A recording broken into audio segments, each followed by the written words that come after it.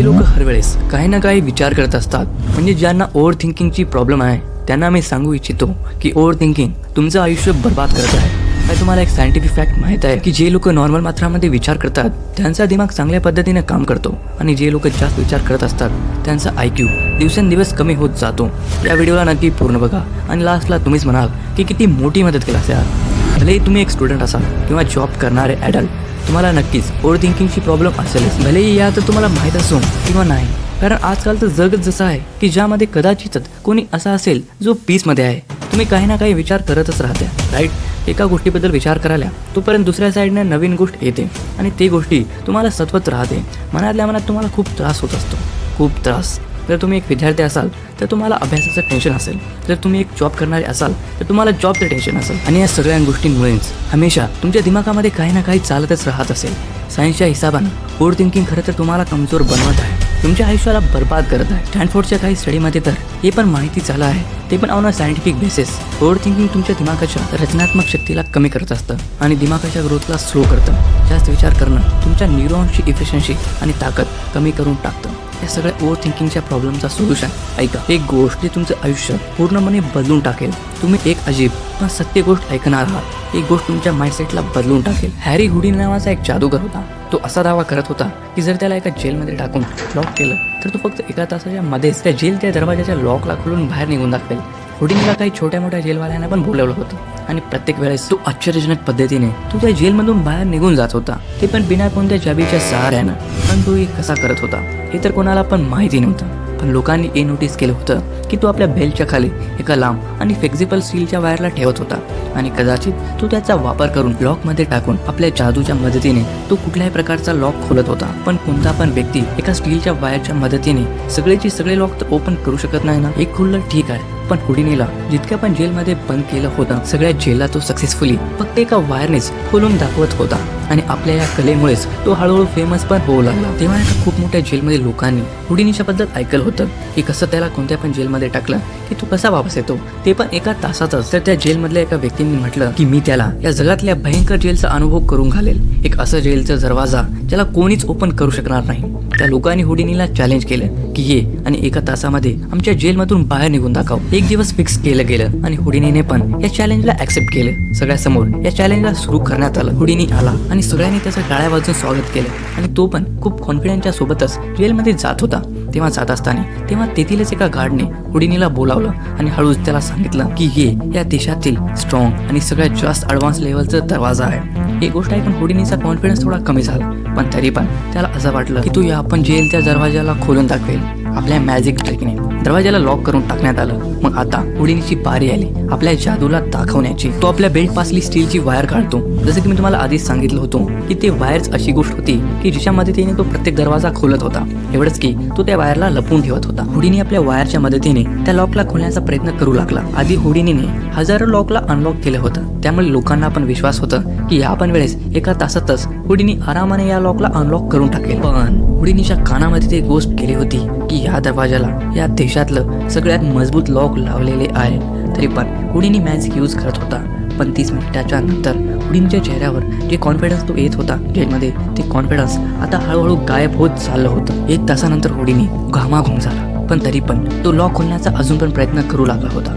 2 तास झाले तरी पण हुडीनी अजून पण लॉक खोलू शकला नाही. 2.5 तास येता येता तो गिव्हअप करून टाकतो, आणि तेव्हा रागात येऊन आपले दोन्ही पण हात त्या जेलच्या दरवाजाच्या लॉकरवर मारतो. मग तेव्हा तो हे बघतो की त्या जेलचा दरवाजाचं लॉक तर कधी लॉक नव्हतंच, ते आधीच उघडलेलेच होतं.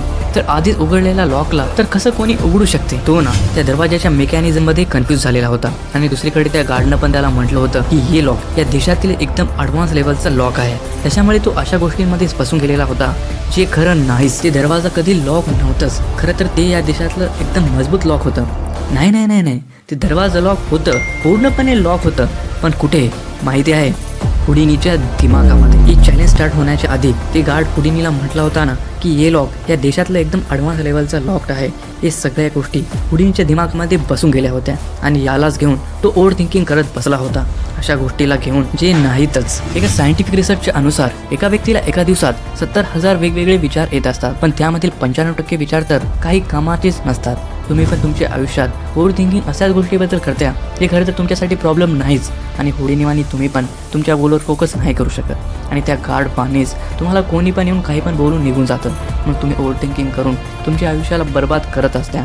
तुमच्या आयुष्यामध्ये असं काय आहे की तुम्हाला असं वाटतं की तुम्ही ते नाही करू शकत? किती दरवाजे तुम्हाला बंद दिसतात तर सांगा बरं. तर ऐका, बंद दरवाजे खरं तर बंद नाही आहेत, ते तुमच्या दिमागामध्येच बंद आहेत. आयुष्यात तुमच्यावर असं किती बार झालं असेल की सोल्युशन तर एकदम सिंपल होतं, पण तुम्ही ओव्हर थिंकिंग करून सोप्या गोष्टीला पण अवघड बनवून टाकत्या. जसं हुडीनी बरं झालं होतं.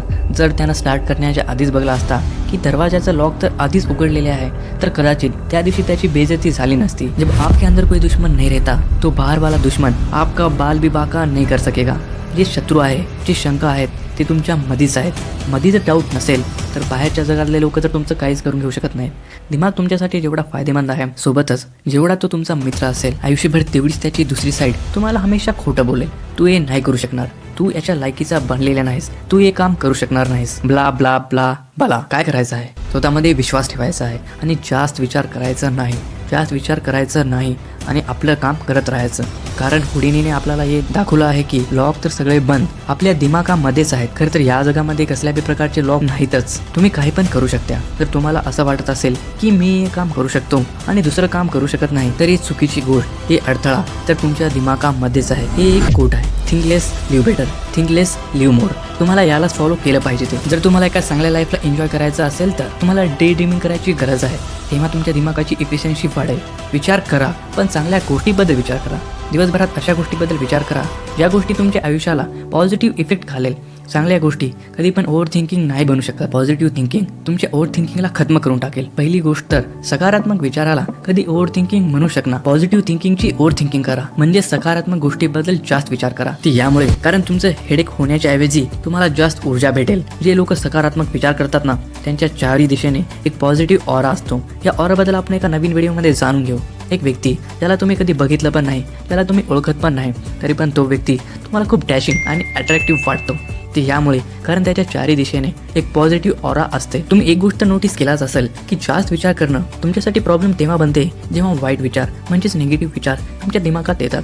नाही तर पॉझिटिव्ह विचार जेवढे येतील तेवढे चांगलंच आहे. तेवढेच तुमची ऑरा अजून वाढेल, तेवढेच लोक तुमच्याप्रती अजून आकर्षित होतील तुमच्या पॉझिटिव्ह विचारामुळे. पण दिवसात जास्तीत जास्त विचार तर आपल्याला टेन्शनचेच येतात. अजून एक गोष्ट तुम्ही नोटीस केला असेल की हॅपीनेस, लव्ह अशा गोष्टीबद्दल तर आपण जास्त विचार करत नाही. जसे की हे जग किती सुंदर आहे, यार मी आज जिवंत आहे, याबद्दल कधी ओव्हर थिंकिंग नाही करत. Because it's a never a problem.